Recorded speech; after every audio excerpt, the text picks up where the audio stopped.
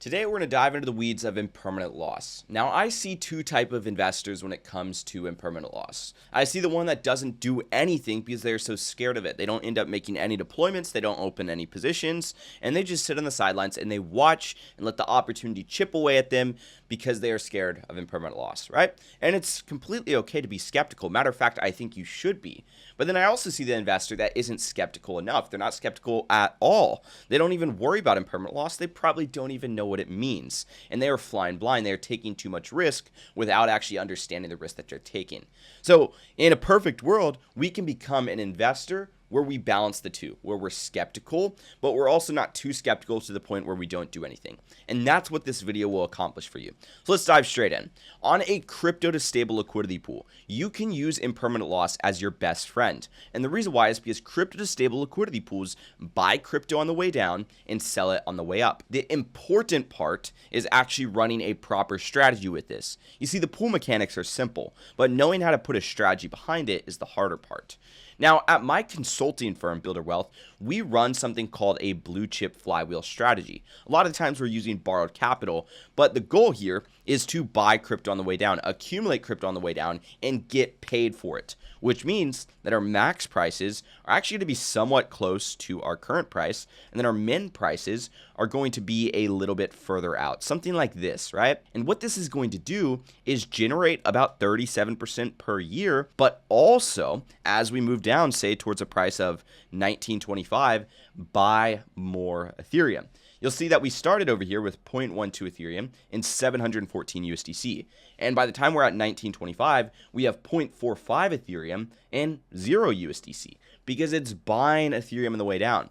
Now, the important part, though, here is that you don't just go and take this Ethereum, swap some of it for USDC, and open another liquidity pool and do the same thing. Because here's the thing, our entry price on the accumulated Ethereum, which is going to be roughly 0.3 Ethereum, let's just say, right? That entry price on the 0.3 Ethereum is higher than 1925, but lower than 2350, meaning that we don't really want to just go and swap it for USDC. Otherwise, we are buying high and we are selling low, which is not a good strategy. That's a losing game right there. So rather, you have to bring additional capital in, whether it's from borrowing against your blue chip assets, whether it's dry powder that you have on the side. You come and you pair that in here with all of this Ethereum over here and then run this strategy again. That way, you're actually not selling any of that now accumulated Ethereum, and you're just continuously buying on the way down. That's just one strategy that you can do. Now, in a bull market, obviously, it's a little bit different. You just kind of flip out the parameters, and you obviously want to be in the situation when you're ready to exit the market, which we can do another video on that when the time comes, obviously.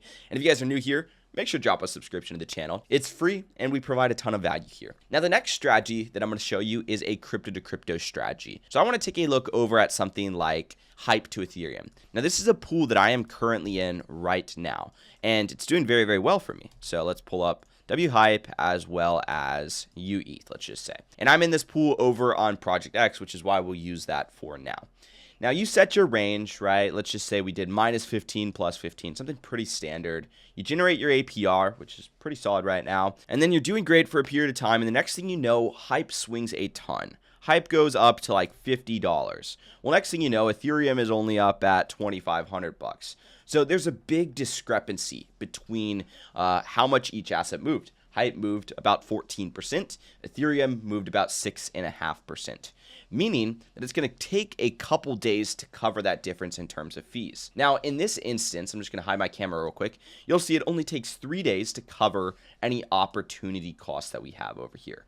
Because now in a crypto to crypto pool, we are no longer looking at the lens from dollar cost averaging. I mean, we can. That's a much more advanced strategy because there's so many variables. But what we're mainly looking at the lens from is accumulating more assets. In other words, we might have started with, let's just say 50 Hype tokens and 1 Ethereum token. Well, by the time we end, we want to have more than 50 Hype and more than 1 Ethereum. We want to successfully have acquired more assets. That's kind of like what this position that I'm currently in is doing right now.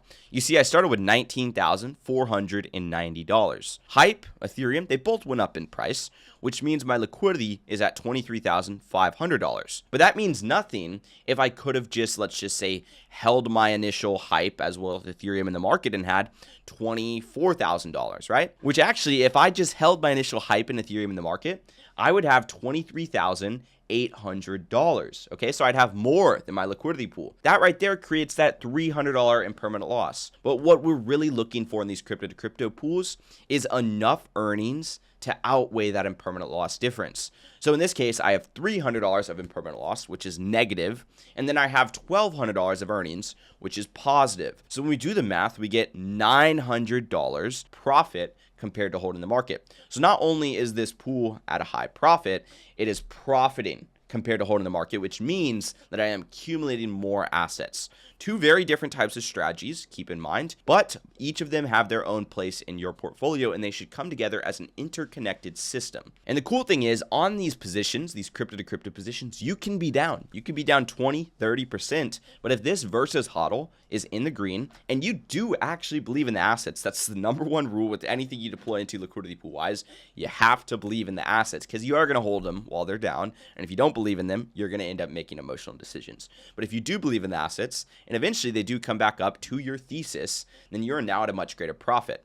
So what can happen here actually is this position can tank. It can tank further than my initial deposit point, but I could still be at a profit now because I've accumulated $1,200 in earnings all along the way. Looking over here at this price range chart, this represents what's happened since I deployed into this March 10th. It is now April 18th, so it's been over a month, and this is just chopped in my range without me having to adjust it whatsoever, and I've printed $1,200, but once again, factoring my impermanent loss, $900 in profit. That could be used as cash flow. That could be used to reinvest back into the system, back into the flywheel.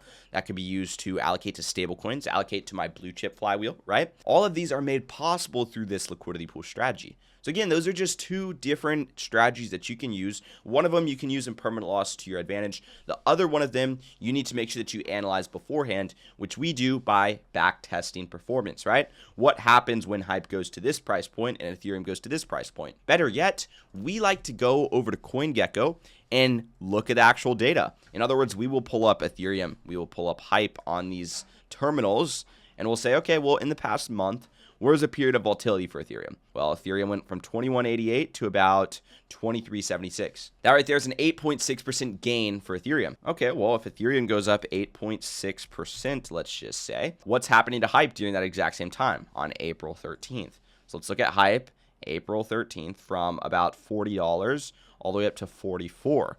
So 40 to 44 gives us a 10% gain. And then from there, we just simply plot that in Metrix. And that tells us exactly how many days we need to cover that opportunity cost. And what we look at is, well, how many days did it take for us to go up that much? In this case, it took us like about 2 days or so to see this price difference. And it only takes us a day of fees to outweigh that. So in my opinion, that's a pretty solid ROI because any divergence that we could see in 2 days can be covered in 1 day. Now, obviously, we have to go deeper than that, and we have to go further and further and backtest multiple periods, multiple levels, down and upside, but that's the basis of it. So as long as you're backtesting these things beforehand, you can have substantially better results than if you weren't because you actually know what's going to happen before it happens. And that right there is called having a plan. Guys, if you enjoyed today's video, you found some value in it, make sure to drop a like, subscribe, notifications turned on, and I'll see you guys in the next one. Peace out.